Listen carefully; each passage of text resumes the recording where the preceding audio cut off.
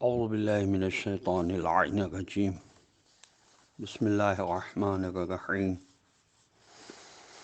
الحرمین publishers Karachi Pakistan کی شائع کردہ تفسیر پارہ ام آپ کی سماعتوں کے لیے ہدیہ ہے۔ اس کے مؤلف ہیں علامہ سید ذوالفقار زیدی صاحب۔ آج سورۃ الاخلاص کے بارے میں اس تفسیر سے پڑھا جا رہا ہے۔ اس سورہ کے مکی اور مدنی ہونے میں اختلاف ہے، لیکن ترجیح یہ ہے کہ یہ سورہ مکی ہے۔ نزولی ترتیب کے لحاظ سے اس سورہ کا نمبر 22 ہے، اور موجودہ ترتیب کے لحاظ سے اس سورہ کا نمبر 112 ہے۔ اس سورہ میں توحید کے دینی اصول بیان ہوئے ہیں، اس لیے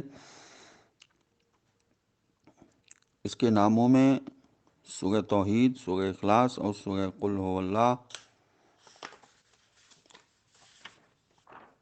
شامل ہیں۔ سورہ کے فضائل و خواص کے بارے میں لکھا ہے کہ سورہ کی تلاوت کرنے والے کو خداوند عالم قرآن مجید کی ایک تہائی آیات کی تلاوت کرنے والے کا ثواب عطا کرے گا، جیسا کہ رسول اللہ صلی اللہ علیہ وسلم نے فرمایا کہ جو شخص سورہ قل هو اللہ کی تلاوت کرے گا تو ایسا ہے جیسا کہ اس نے ایک تہائی قرآن کی تلاوت کی، اور اس سے خدا پر ایمان لانے والے اور شرک کرنے والوں کی تعداد کے 10 برابر حسنات عطا ہوں گے۔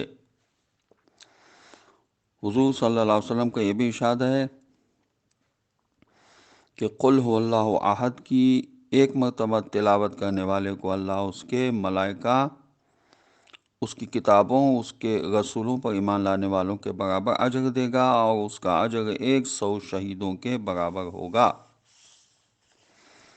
روایت میں یہ بھی ہے کہ رسول اکرم صلی اللہ علیہ وسلم ایک دفعہ مسجد تشریف لے گئے تو دیکھا کہ ایک شخص اس طرح مناجات کر رہا ہے کہ پروردگار میرے معبود، میں تجھ سے سوال کرتا ہوں، اے لا شریک ذات، اے بے نیاز ہستی، اے وہ ذات جس کی کوئی اولاد نہیں اور نہ وہ کسی کی اولاد ہے، اے وہ ذات جس کا کوئی ہمسر نہیں۔ یوں دعا کرتے دیکھ کر حضور صلی اللہ علیہ وسلم نے فرمایا غفر لک، غفر لک، غفر لک۔ اسی طرح اس سورہ مبارکہ کی تلاوت کرنے سے انسان کو فقر و فاقہ اور تنگ دستی سے نجات ملتی ہے، اور اس کی پریشانیاں دور ہو جاتی ہیں۔ روایت میں کہ ایک شخص نے حضور اکرم صلی اللہ علیہ وسلم کی خدمت میں عرض کیا اپنے فقر و فاقے کے بارے میں، تو آپ صلی اللہ علیہ وسلم نے ارشاد فرمایا تم اپنے گھر جاؤ، وہاں اگر کوئی ہو تو اسے سلام کرو، اور اگر کوئی موجود نہ ہو تو اپنی سلامتی چاہو، اور وہاں ایک مرتبہ سورہ قل هو اللہ احد کی تلاوت کرو۔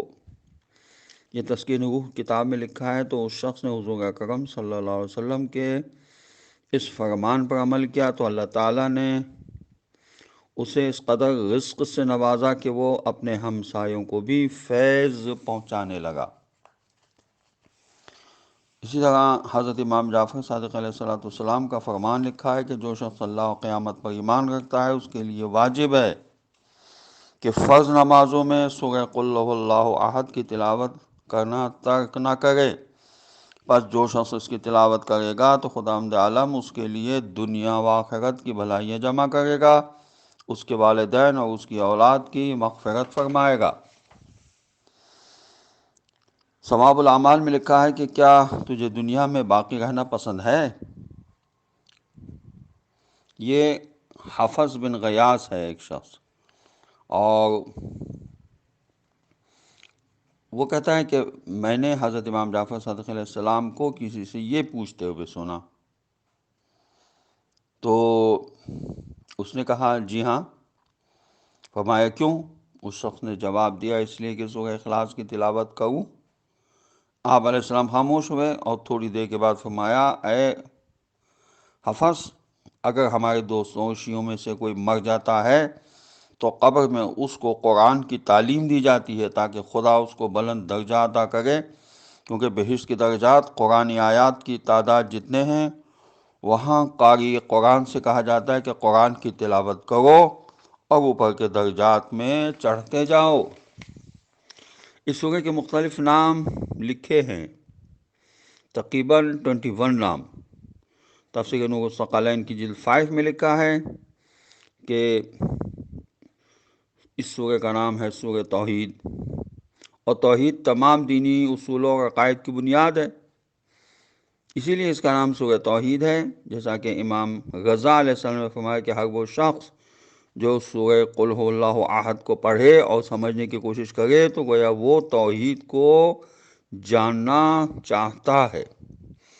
غرائب القرآن میں لکھا ہے اس سورہ کا نام اخلاص، خالص کے معنی صاف ستھرا اور منزہ و مبرہ ہوتا ہے، کیونکہ خداوند عالم کی ذات ہر عیب و نقص سے پاک و پاکیزہ ہے، اور وہ اس سورہ کی وجہ سے بہت سے شر اور برائیوں سے نجات دلاتا ہے۔ اسی وجہ سے اس سورہ کو سورہ اخلاص کہا گیا۔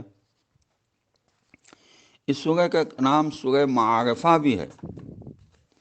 اس سورہ سے ہمیں یہ معرفت اور آگاہی حاصل ہوتی ہے کہ خدا کی پہچان کے سلسلے میں ہمارا کون سا عمل درست ہے اور کون سا عمل درست نہیں ہے۔ جیسا کہ جابر نے روایت کی ہے کہ ایک شخص نے اپنی نماز میں سورہ قل هو اللہ احد پڑھی تو حضور اکرم صلی اللہ علیہ وسلم نے فرمایا اس بندے نے اپنے پروردگار کی معرفت حاصل کی ہے۔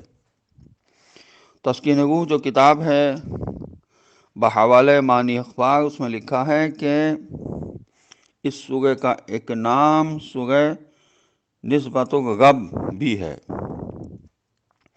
جیسا کہ روایت میں ہے کہ ہر چیز کی کوئی نہ کوئی نسبت ہوتی ہے، اور نسبت اللہ عز و جل قل هو اللہ احد، اللہ کی نسبت سورہ قل هو اللہ احد ہے۔ اسی تسکین روح کتاب میں لکھا ہے اس کا ایک نام سورہ تجرید بھی ہے، یعنی خداوند عالم کی ذات تنہا اور احد ہے، یعنی کوئی اور چیز اس کے ساتھ نہیں ہے۔ احد کے معنی ہی یہی ہے، ایسا تنہا اور اکیلا جس کے دو نہیں ہو سکتے۔ اس کا ایک نام سورہ معوذہ بھی ہے، یعنی شیطانی وسوسوں اور غلط کاریوں سے پناہ دینے والا سورہ، جو انسان کو ہوا و ہوس سے نجات دینے والا ہے۔ جیسا کہ روایت میں ہے کہ حضور اکرم صلی اللہ علیہ وسلم نے حضرت امام حسن علیہ السلام اور حضرت امام حسین علیہ السلام کی حفاظت کے لیے چاروں قل پڑھنے کو کہا، یعنی قل یا ایھا الکافرون، قل هو اللہ احد، قل اعوذ برب الناس، اور قل اعوذ برب الفلق۔ اس کا ایک نام سورہ نجات بھی ہے۔ اس کی وجہ یہ ہے کہ یہ سورہ انسان کو کفر اور شرک سے نجات دیتا ہے اور دنیا و آخرت میں آگ سے محفوظ رکھتا ہے۔ یہ روح المعانی جو تفسیر ہے اس کی جلد 15 میں لکھا ہے۔ اور سورہ جمال بھی اس کا ایک نام ہے، جیسا کہ رسول اکرم صلی اللہ علیہ وسلم نے فرمایا ہے کہ اللہ جمیل و یحب الجمال، اللہ جمیل ہے اور جمال کو پسند کرتا ہے۔ تو صحابہ کرام نے پوچھا کہ اللہ کا جمال اور زیبائی کیا ہے؟ تو آپ صلی اللہ علیہ وسلم نے فرمایا احد صمد لم یلد ولم یولد، یعنی خدا کا جمال یہ ہے کہ وہ واحد لا شریک ہے، بے نیاز ہے، نہ وہ جنا گیا ہے اور نہ ہی اس نے کسی کو جنا ہے۔ اس کا ایک نام سورہ حضر بھی ہے، وہ اس لیے کہ جب کوئی شخص اس سورہ کی تلاوت کا شرف حاصل کرتا ہے تو اسے سننے کے لیے فرشتے اس کے پاس حاضر ہوتے ہیں۔ اس کا ایک نام سورہ مذکرہ بھی ہے۔ یہ اس لیے ہے کہ جب بھی کوئی سورہ کی تلاوت کرتا ہے تو اسے خدا کی یاد اور ذکر میں یہ سورہ مگن کرتا ہے۔ اس سورہ کا ایک نام سورہ نور بھی ہے، ہر چیز کا ایک نور ہے، اور قرآن کا نور سورہ قل هو اللہ احد ہے، یہ حضور کا ارشاد ہے۔ اس سورہ کا ایک نام سورہ ولایت بھی ہے۔ جو بھی شخص اس سورہ کی تلاوت کرے گا تو خدا کے اولیاء میں شمار ہوگا، یا اس سورہ کے مطابق معرفت حاصل کرے گا تو خدا اسے دوست رکھے گا۔ اس سورہ کا ایک نام سورہ ایمان بھی ہے۔ کسی شخص کا ایمان اس وقت تک کامل نہیں ہوتا جب تک وہ خود کو اس سورہ کے مطابق ڈھال نہ لے۔ اس سورہ کا ایک نام سورہ صمد بھی ہے۔ پورے قرآن مجید میں یہ لفظ صرف خدا کی ذات کے ساتھ مخصوص ہے، چونکہ اس سورہ میں استعمال ہوا ہے، اس لیے اسے سورہ صمد کے نام سے بھی تعبیر کیا گیا ہے۔ سورہ خزانہ بھی اس سورہ کو کہتے ہیں۔ حضرت ابن عباس کہتے ہیں کہ شب معراج خداوند عالم نے حضور اکرم صلی اللہ علیہ وسلم سے فرمایا کہ میں نے یہ سورہ آپ کو عطا کیا، عرش کے خزانے آپ کے سپرد کیے ہیں۔ اس سورہ کا ایک نام سورہ منفرد بھی ہے، معاف کیجیے گا، سورہ منفرہ بھی ہے۔ جب کوئی شخص سورہ کی تلاوت سنتا ہے تو اسے شیطان سے نفرت ہوتی ہے۔ ان ناموں کے علاوہ بھی سورہ مبارکہ کے کئی نام تفاسیر میں بیان ہوئے ہیں، جیسے کہ سورۃ المالقہ، سورۃ البراءہ، سورۃ الامان، سورۃ النظر، سورۃ التفرید، سورۃ الاساس۔ اس سورہ کی شان نزول کے بارے میں لکھا ہے کہ تمام تفاسیر اور اہل سنت اور شیعہ میں تقریباً ایک ہی مضمون ملتا ہے کہ یہ سورہ مختلف گروہوں کی طرف سے اللہ تعالیٰ کے متعلق سوال کرنے کی وجہ سے نازل ہوا ہے۔ وہ لوگ رسول خدا صلی اللہ علیہ وسلم کی خدمت میں آ کر پوچھتے تھے کہ آپ صلی اللہ علیہ وسلم ہمیں اپنے اللہ کا حسب و نسب بتائیں کہ وہ کس خاندان سے ہے، کس چیز سے بنا ہے، وہ کیسا ہے، اس کی اولاد نہیں ہے۔ تو ان کے جواب میں یہ سورہ نازل ہوا۔ کافی ایسی روایات ہیں جن سے پتہ چلتا ہے کہ رسول اکرم صلی اللہ علیہ وسلم سے سوال کرنے والے زیادہ تر لوگ یہودی تھے، بعض مشرکین مکہ تھے، بعض سوال کرنے والے اعرابی تھے، اور بعض قریش مکہ، بعض خیبر کے یہودی، بعض میں یہودیوں کے سردار جیسے عبداللہ بن سوریہ، عبداللہ بن سلام، اور بعض روایت میں سوال کرنے والے نجران کے عیسائی بیان ہوئے ہیں۔ ان تمام روایات میں کوئی تضاد نہیں ہے، کیونکہ ممکن ہے کہ وقتاً فوقتاً ان تمام لوگوں نے حضور اکرم صلی اللہ علیہ وآلہ وسلم سے اللہ تعالیٰ کے متعلق سوال کیا ہو، بلکہ یہ تو اس سورہ کی عظمت ہے کہ اتنے لوگوں کے سوالات کا ایک ہی جواب ہے۔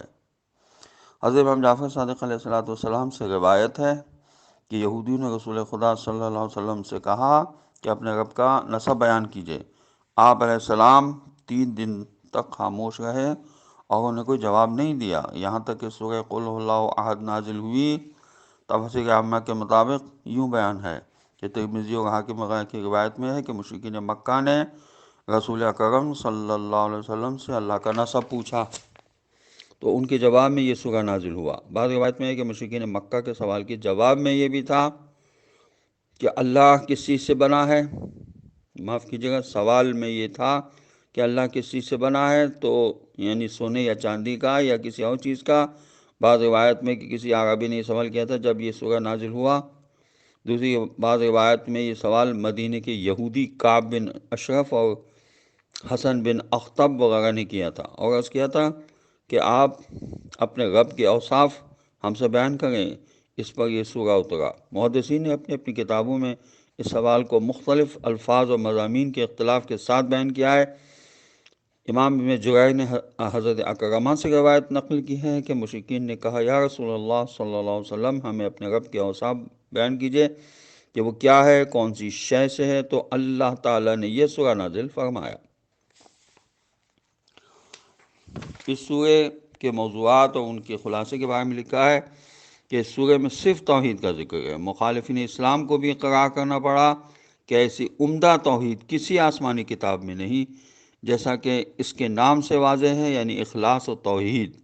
یہ سورہ پروردگار کی یکتائی کا ذکر کرتا ہے اور 4 مختصر سی آیات میں خدا کی توحید کی اس طرح توصیف کی ہے جس میں اضافے کی کوئی گنجائش نہیں ہے۔ اس سورہ میں نہ احکام کا ذکر ہے، نہ قیامت اور نہ جنت و جہنم کا ذکر ہے، اور الفاظ کے اعتبار سے بھی یہ سورہ مکمل توحید پر مبنی ہے۔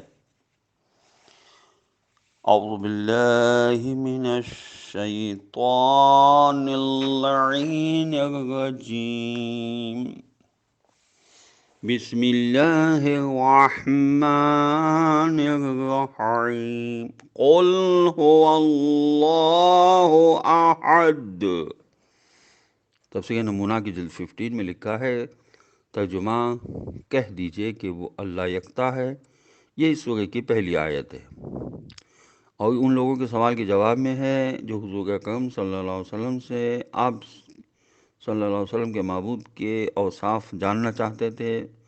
حکم ہوا کہہ دیجئے کہ وہ یکتا و یگانہ ہے۔ بعض مفسرین نے کہا ہے کہ ہوا یہاں پر ضمیر شان ہے، اس بنا پر مطلب ہوگا کہ شان و مطلب یہ ہے کہ خدا ایک اکیلا ہے، لیکن یہاں پر بہتر یہ ہوگا کہ ہوا اس خدا کی پاک ذات کی طرف اشارہ ہے جو سوال پوچھنے والوں کے لیے غیر معلوم اور مبہم تھی۔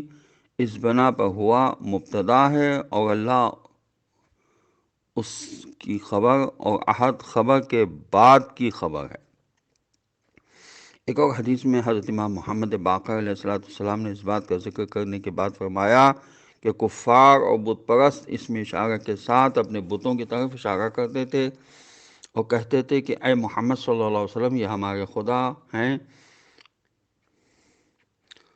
تو آپ بھی اپنے خدا کی تعریف و توصیف بیان کیجئے کہ ہم اس سے دیکھیں اور اس کا ادراک کریں۔ تو خدا نے یہ آیت نازل کی، قل هو اللہ احد۔ ہوا مطلب پر توجہ دینے اور ثابت کرنے کے لیے ہے، اور واو ضمیر غائب ہے جو اس ذات کی طرف اشارہ ہے جو آنکھوں کے دیکھنے سے غائب اور حواس کے لمس سے دور ہو۔ اور ان کے بارے میں یہاں پر آیت اللہ محسن علی نجفی کی تفسیر قرآن الکوثر سے اقتباس پیش کرتے ہیں۔ اللہ کی وحدانیت کے بارے میں 4 قسم کے توحیدی درجات کے ہم قائل ہیں، یعنی توحید ذات، توحید صفات، توحید افعال اور توحید عبادت۔ توحید ذات کے بارے میں یہ ہے کہ اللہ تعالیٰ کی ذات یکتا ہے، جس میں کسی قسم کی کثرت کو شائبہ نہیں، اس کے اجزاء نہیں ہیں، یعنی وہ مرکب نہیں ہے کہ اجزاء کی کثرت ہو جائے۔ اس کی ذات و صفات میں کثرت نہیں کہ ذات اور صفات الگ ہوں۔ اس طرح توحید صفات کا مطلب ہے کہ اللہ تعالیٰ کی صفات ذات سے جدا کوئی اضافی چیز نہیں، جیسا کہ انسان میں ہے کہ انسان کی ذات الگ ہے اور علم الگ، بعد میں اس میں آ گیا، یعنی علم جب اس میں آ گیا، لیکن اللہ کی صفات عین ذات ہیں، زائد بر ذات نہیں۔ جب ہم کہتے ہیں کہ اللہ عالم ہے تو اس کا مطلب یہ نہیں کہ اللہ کو علم حاصل ہے، بلکہ اس کا مطلب یہ ہے کہ اللہ اس ذات کو کہتے ہیں جس کی ذات علم سے عبارت ہے۔ بعنوان مثال 4 جفت ہے، 4 ذات ہے، جفت اس کی صفت ہے، یہاں ذات اور صفات ایک ہے۔ ایسا نہیں ہو سکتا کہ ہم ایسے 4 کا تصور کریں جو جفت نہ ہو، بعد اسے جفت کی صفت مل گئی ہو، بلکہ 4 کہتے ہیں اسے جو بذات خود جفت ہو۔ اس طرح ہم اللہ کہتے ہی اسے ہیں جو بذات خود عالم ہو۔ حضرت علی علیہ السلام اس جگہ فرماتے ہیں کمال توحید تنزیہ اور اخلاص ہے، منزیہ اور اخلاص ہے، اور کمال تنزیہ و اخلاص یہ ہے کہ اس سے صفتوں کی نفی کی جائے، کیونکہ ہر صفت شاہد ہے کہ وہ اپنے موصوف کی غیر ہے، اور ہر موصوف شاہد ہے کہ وہ صفت کے علاوہ کوئی اور چیز ہے۔ اسی لیے قرآن مجید میں کسی جگہ بھی اللہ کے لیے لفظ صفت یا صفات نہیں کہا، چونکہ صفت کہنے میں صفت موصوف 2 کا تصور آ سکتا ہے، بلکہ قرآن نے ان صفات کو اسماء الحسنہ کہا ہے، کیونکہ اسم مسمى 2 نہیں ہیں۔ وَلِلَّهِ الْأَسْمَاءُ الْحُسْنَى فَادْعُوهُ بِهَا، زیبا ترین نام اللہ ہی کے لیے ہیں، بس تم اسے انہی اسماء الحسنہ سے پکارو۔ یہ سورہ اعراف کی آیت نمبر 180 ہے، جی ہاں۔ اس طرح اس کے بعد سورہ یاسین کی آیت 83 کے مطابق اللہ تعالیٰ کے افعال میں کسی کی شرکت نہیں ہے، وہ خالق ہے تو یکتا، رازق ہے تو یکتا، حیات دہندہ ہے تو یکتا، موت و حیات کو بھی صرف اسی کے موت و حیات بھی صرف اسی کے ہاتھ میں ہے، یعنی اللہ تعالیٰ اپنے افعال میں کاملاً مستقل ہے، کسی کی بھی شرکت نہیں، جبکہ غیر خدا اپنے کسی کام میں مستقل نہیں، محتاج ہوتا ہے۔ اللہ اپنی ربوبیت میں یکتا ہے، وہ یکتا قانون دہندہ ہے، اور تدبیر کائنات میں یکتا ہے۔ بے یدہ ہی ملکوت و کل شیء، اس کے ہاتھ میں ہر چیز کی سلطنت ہے۔ سورہ بقرہ کی آیت نمبر 21 میں ارشاد ہوا، عبادت اور بندگی صرف اللہ کی ہوتی ہے۔ ہم نے متعدد مقامات پر عبادت کی تعریف کا ذکر کیا ہے۔ یہ تعریف خود قرآن سے ماخوذ ہے۔ عبادت کی تعریف یہ ہے کہ کسی ذات کو خالق یا رب سمجھ کر اس کی تعظیم کی جائے۔ یا ایھا الناس اعبدوا ربکم، اے لوگوں اپنے پروردگار کی عبادت کرو۔ سورہ انعام کی آیت نمبر 102 میں ارشاد ہوا، ذالکم اللہ ربکم لا الہ الا ہوا خالق کل شیء فاعبدوہ، وہی اللہ تمہارا پروردگار ہے، اس کے سوا کوئی معبود نہیں، وہ ہر چیز کا خالق ہے، لہذا اسی کی عبادت کرو۔ ان آیات میں فرمایا اپنے رب، اپنے خالق کی عبادت کرو۔ قرآن کریم، احادیث مبارکہ، نہج البلاغہ اور صحیفہ کاملہ و صحیفہ علویہ کی روشنی میں توحید کا یہی تصور ہے۔ لیکن جو ذاکرین حضرات جوش خطابت میں بعض اوقات بہک جاتے ہیں، اس کا اسلامی تصور توحید سے کوئی تعلق نہیں ہے۔ جیسے کہا گیا ہے کہ تمہیں اللہ نے علی کی عبادت کے لیے پیدا کیا ہے، وغیرہ وغیرہ۔ توحید کے لیے لفظ واحد کے بجائے لفظ احد استعمال ہوا ہے۔ احد کا لفظ واحد سے دقیق تر ہے، یعنی واحد کے اجزاء ہو سکتے ہیں لیکن احد کے نہیں، اور احد واحد کے معنی میں اضافہ کرتا ہے۔ احد واحد کے معنی میں اضافہ کرتا ہے کہ اس کے سوا کوئی دوسری چیز اس کے ساتھ نہیں، اور یہ کہ اس جیسی کوئی چیز نہیں۔ توحید معاشرہ، ہم صرف اسی معاشرے کو توحیدی معاشرہ کہہ سکتے ہیں جس میں بجا لائے جانے والے تمام امور خدا کی خاطر بجا لائے جاتے ہوں، یعنی انسان کے تمام امور قربتاً الی اللہ بجا لائے جائیں۔ اس سے مراد نماز، روزہ، حج، زکوٰۃ، جہاد وغیرہ نہیں ہے، بلکہ ایک موحد کے لیے لازم ہے اپنے کھانا کھانے، لباس پہننے، دوستوں سے ملاقات کرنے، کام کرنے، آرام کرنے اور کسی کی مدد کرنے، یہاں تک کہ اپنے سونے کو بھی قربتاً الی اللہ قرار دیں۔ اگر کسی معاشرے میں یہ روش قائم ہو جائے تو یقیناً اسے توحیدی معاشرہ کہا جا سکتا ہے۔ ایک اور مثال یوں دی جا سکتی ہے کہ کسی مومن نے گھر میں مجلس اذا کا اہتمام کیا، اور مجلس کے عناصر میں بانی مجلس ذاکر و سامعین ہوتے ہیں جو بنیادی حیثیت رکھتے ہیں۔ اب اگر بانی مجلس نے مجلس کے انعقاد میں یہ نیت کی ہے کہ مکتبہ حسینیت کو زندہ رکھنے کے لیے مجلس قائم کی جائے، کیونکہ امام حسین علیہ السلام نے توحید کو بچانے کے لیے اپنا سب کچھ قربان کر دیا ہے، تو آپ علیہ السلام کے ذکر سے سامعین کی ہدایت کا سامان فراہم ہو، اور مجلس کے ذاکر کا مقصد یہ ہو کہ میں جس جگہ بیٹھا ہوں وہ جگہ بڑی متبرک اور مقدس ہے، اور اس جگہ سے قال اللہ اور قال رسول اللہ اور قال المعصوم کے علاوہ کوئی چیز بیان نہیں ہونی چاہیے، تاکہ لوگ ہدایت حاصل کر سکیں، اور یہ مجلس ہم سب کے لیے تقرب الی اللہ کا باعث ہے۔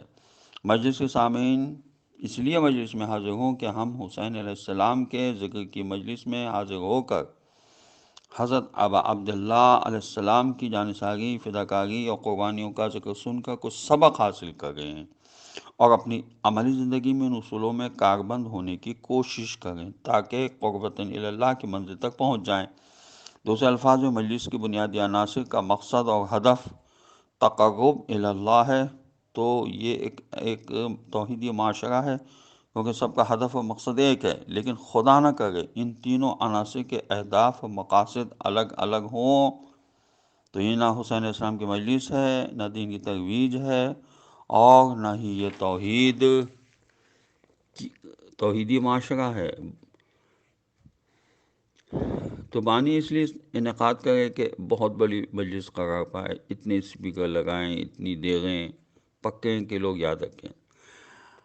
ارشاد ہوا اللہ الصمد، اللہ خدا کا اسم خاص ہے، اور یہی اسم ذات بھی ہے، اسی بنا پر اس کو اسم اعظم کہا گیا ہے۔ اس نام کا خدا کے علاوہ کسی پر اطلاق نہیں ہو سکتا، جبکہ خدا کے دوسرے نام عام طور پر کسی صفت جمال و جلال کی طرف اشارہ کرتے ہیں، جیسے عالم، خالق، رازق۔ عام طور پر اس کے غیر پر بھی اطلاق ہوتا ہے، جیسے رحیم، کریم، عالم، قادر وغیرہ۔ اس حال میں اس کی اصل اور ریشہ و صفی معنی رکھتا ہے، اور اصل میں یہ ولاح سے مشتق ہے جو تحیر، حیرانگی کے معنی میں ہے، کیونکہ اس کی ذات پاک میں عقل حیران ہے، جیسا کہ ایک حدیث میں حضرت علی علیہ السلام سے منقول ہے، اللہ کا معنی ایک ایسا معبود ہے جس میں مخلوق حیران ہے اور اسے عشق رکھتی ہے۔ اللہ وہی ذات ہے جو آنکھوں کے ادراک سے منور ہے اور مخلوق کے افکار و عقول سے محجوب ہے۔ جیسا کہ بیان کیا ہے، اس کا اصل اور ریشہ جو چاہے جو بھی ہو، بعد میں اس نے اس میں خاص کی صورت اختیار کی ہے، اور یہ اسی جامع جمی صفات کمالیہ اور ہر قسم کے عیب و نقص مبارہ اور خالی ذات کی طرف اشارہ کرتا ہے۔ اس مقدس نام کا ذکر قرآن کریم میں تقریباً 1000 مرتبہ تکرار ہوا ہے، اور خدا کے اسماء مقدسہ میں سے کوئی سا نام بھی اتنی مرتبہ قرآن میں نہیں آیا۔ یہ ایک ایسا نام ہے جو دل کو روشن کرتا ہے اور انسان کو قوت و توانائی اور سکون اور آرام بخشتا ہے، اور انسان کو ایک نور و صفا کے عالم میں غرق کر دیتا ہے۔ لفظ اللہ خالق حقیقی کا اسم ذات ہے، اور دوسرے تمام نام صفاتی ہیں، اور قسم کا انعقاد بھی صرف اسی نام کے ذریعے ہوتا ہے۔ قسم کا انعقاد بھی صرف اسی نام کے ذریعے سے، یعنی اسی نام کے ذریعے سے ہوتا ہے، یعنی واللہ، باللہ، للہ۔ دوسرے کے صفاتی نام یا غیر خدا سے قسم منعقد نہیں ہوتی، دوسرے صفاتی ناموں سے اور یا غیر خدا سے قسم منعقد نہیں ہوتی، جیسے قرآن کی قسم، عباس کی قسم، علم کی قسم، باپ کی قسم وغیرہ وغیرہ، اور ذاکر ممبر کو اپنے لیے استعمال کرے تو کرتا رہے۔ قال اللہ و قال رسول و قال معصوم کی بجائے اپنی ہاں کے چٹکلے و لطیفے سنائے، اور آئندہ کے لیے اپنے مقام کو مستحکم کرنے کے لیے اصلی و بنیادی مقصد کی طرف توجہ نہ دے، صرف ایسی باتیں جس سے لوگ خوش ہوں اگر کرے، اور اس لیے کہ سامعین اس کے لیے حاضر ہوں کہ بھئی فلاں بڑے صاحب کے ہاں مجلس ہو گئی ہے، اگر نہ جائیں تو ناراض ہوں گے، یا فلاں بڑا ذاکر خطابت کر رہا ہے، اس کی تقریر سن کر بڑا مزہ آتا ہے، لہذا شرکت کی جائے۔ خدا نہ کرے مؤخر الذکر صورتحال میں کسی بھی صورت یہ مجلس کسی توحیدی معاشرے کا نمونہ نہیں بن سکتی، کیونکہ ہر ایک کا مقصد جداگانہ ہے۔ پیشاد و اللہ الصمد، صمد کے لفظی معنی ہے بے نیازی، اور صمد مقصود کل کے معنوں میں ہے۔ دنیاوی کائنات اس کی محتاج ہے، اور وہ کسی کا محتاج نہیں، اور کسی ایک کی طرف رجوع نہیں کرتا، اور صمد کے لیے توحید لازمی ہے۔ جس کا کوئی شریک نہ ہو تو وہ صمد ہوتا ہے۔ اللہ صمد، لفظ صمد کے بہت سے معنی ہو سکتے ہیں، اس لیے حضرات مفسرین کے اقوال مختلف ہیں۔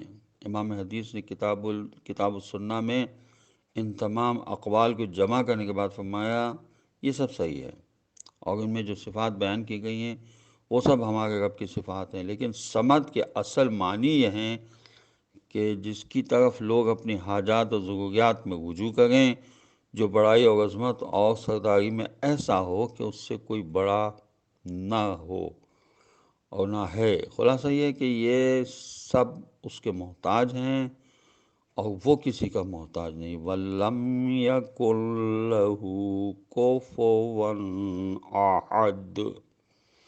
آخر میں سورہ مبارکہ کی آخری آیت میں خدا کے اوصاف کے مطلب کو مرحلہ کمال تک پہنچاتے ہوئے ارشاد ہوا وَلَمْ يَكُنْ لَهُ كُفُوًا أَحَدٌ۔ کف اصل میں مقام و منزلت اور قدر میں ہم پلہ کے معنی میں ہے، اس کے بعد اس کا ہر قسم کے شبیہ و مانند پر اطلاق ہوا ہے۔ اس آیت کے مطابق مخلوقات کے تمام عوارض اور موجودات کی صفات اور ہر قسم کا نقص و محدودیت اس کی ذات پاک سے مستثنیٰ ہے۔ یہ وہی توحید ذاتی و صفاتی ہے جو اس توحید نوعی و عددی کے مقابلے میں ہے، جس کی طرف اس سورہ کے آغاز میں اشارہ ہوا ہے۔ اس بنا پر نہ تو اس کی ذات میں کوئی اس کا شبیہ ہے اور نہ صفات میں کوئی اس کے مانند ہے، اور نہ ہی افعال میں کوئی اس کا مثل اور نظیر ہے، وہ ہر لحاظ سے بے مثل و بے نظیر ہے۔ حضرت علی علیہ السلام کے خطبے میں ارشاد ہوتا ہے، لم یلد ویکون مولودا ولم یولد ویصیر محدودا ولا کف لہو فیکافئانہ ولا نظیر لہو فیساویہ۔ اس نے کسی کو نہیں جنا کہ وہ خود بھی مولود ہو، اور وہ کسی سے پیدا نہیں ہوا، اور ورنہ وہ محدود ہو جاتا۔ اس کا مثل نظیر نہیں کہ وہ اس کا ہم پلہ ہو جائے، اور اس کے لیے کسی شبیہ کا تصور نہیں ہو سکتا کہ وہ اس کے مساوی ہو جائے۔ اور یہ ایک ایسی عمدہ تفسیر ہے جو توحید کے اعلی ترین وقائق کو بیان کرتی ہے۔ یہ تفسیر نمونہ کی جلد 15 میں لکھا ہے۔ اس سورہ مبارکہ کی ہر آیت سے توحیدی شان جھلکتی ہے۔ پورے سورہ میں توحید کے علاوہ کوئی دوسرا موضوع نہیں ہے، جبکہ دوسری تمام صورتوں میں مختلف موضوعات اور احکام بیان ہوئے ہیں۔ خداوند عالم کی بارگاہ میں التجا کرتا ہوں کہ پروردگار ہمیں توفیق عطا فرما کہ ہم قرآن کو پڑھیں، سمجھیں اور اس کے احکامات پر عمل کریں۔ خداوند عالم وارث قرآن حضرت امام زمانہ عجل اللہ تعالیٰ فرج و شریف کے ظہور میں تعجیل فرمائے، اور ہمیں ان کے اعوان و انصار میں قرار دے کہ ہم اپنی جان ان کے قدموں پر نثار کر دیں۔ السلام علیکم ورحمۃ اللہ وبرکاتہ۔